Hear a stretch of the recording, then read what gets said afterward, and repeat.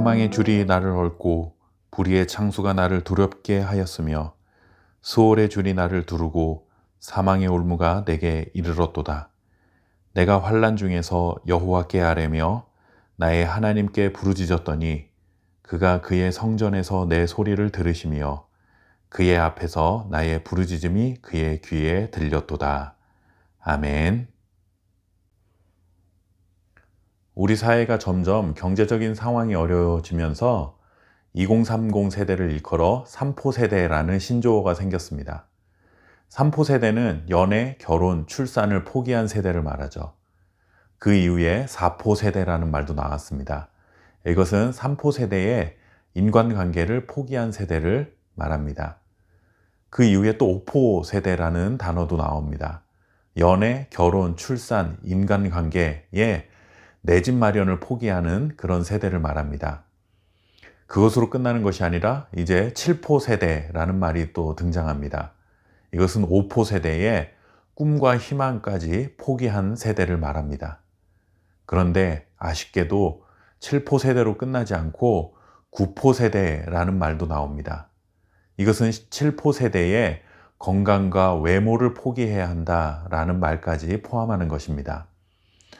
이런 말을 검색해 보면서 놀랐던 것은 이런 말들이 인터넷상에서 재미로 그냥 떠도는 말들이 아니라 실제로 정식으로 국어사전에 등록된 신조어라는 사실에 더 놀랐습니다.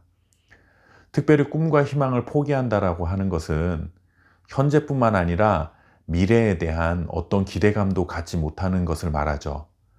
예전에는 개천에서 용난다라는 말을 하면서 미래를 꿈꾸고 살아가도록 격려하도록 그렇게 말했습니다. 그러나 이제는 개천에서 용나는 것은 불가능하다라는 것을 빨리 깨닫고 살아가는 것이 오히려 삶의 지혜다라고 말하는 그런 세대가 되고 말았습니다. 이것이 우리가 처해 있는 냉혹한 현실인 것이죠. 현재가 없어도 미래를 꿈꾸고 살아가던 말은 이제 옛말이 되었고 이제는 현재가 없으면 미래도 없다라고 인정해야만 속편한 세상이 되어버리고 말았습니다. 그렇다면 우리는 소망 없이 늘 절망 속에서 살아가야 하는 것일까요? 오늘 읽은 시편의 말씀은 우리가 절망 속에서도 소망을 발견할 수 있음을 약속해 주고 있습니다. 4절과 5절 말씀에 시인인 다윗이 처한 상황에 대해 이렇게 표현하고 있습니다. 사망의 줄이 묶고 사망의 물살이 나를 뒤덮고 스올, 그러니까 음부의 줄이 나를 두르고 사망의 올무, 덫이 나를 덮쳤다.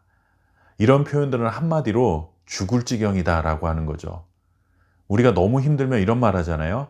이 내가 사는 게 지옥이고 이럴 바엔 사느니 죽는 게 낫겠다. 그런 말을 하는데 오늘 다윗이 처한 상황이 이와 비슷한 상황이었던 것입니다.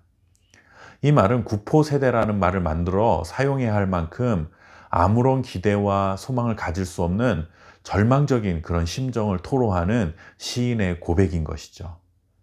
시인이 말하는 이 스올은 하나님이 계시지 않는 곳이라는 의미로 사용됩니다.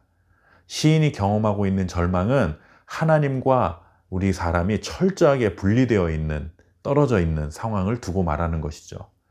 마치 칠흑 같은 어둠 속에서 부모를 잃어버린 어린아이가 되어버린 그런 심정이 오늘 시인이 느낀 그런 심정인 것입니다. 그런데 놀라운 반전이 6절 말씀에서 일어나고 있습니다. 그 말씀이 무엇입니까?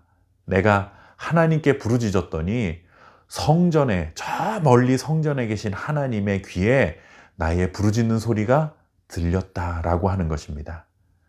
하나님이 계시지 않는 곳, 하나님과 가장 멀리 있는 수월에서 내가 부르짖었는데 그 멀리서 부르짖는 나의 그 소리를 성전에 계신 하나님께서 들어주셨다라는 것입니다. 바로 이것이 절망에 빠진 하나님의 자녀들이 갖게 되는 유일하고도 확실한 소망인 것입니다. 사망이 제 아무리 강력한 줄로 우리를 묶고 아무리 튼튼한 덫으로 우리를 덮친다 해도 하나님은 우리의 부르짖는 소리를 들으시고 우리를 그 절망으로부터 구원하시는 분이십니다. 우리는 그 하나님의 구원의 손길을 기대할 수 있기 때문에 절망 속에서도 소망을 품고 살아가는 것이죠. 코로나 팬데믹으로 인해 사방에 사망의 그림자가 엄습해 오는 것 같아도 하나님을 향해 부르짖는 그 소리를 귀 기울여 들으시고 구원의 손길을 뻗어주실 그 하나님을 기대하며 살아가야 하는 것입니다. 구포 세대가 아니라 더한 세상이 우리에게 찾아온다 할지라도 하나님을 신뢰하는 믿음으로 날마다 승리하며 살아가는, 또 소망으로 살아가는 저와 여러분 될 수 있기를 바랍니다. 감사합니다.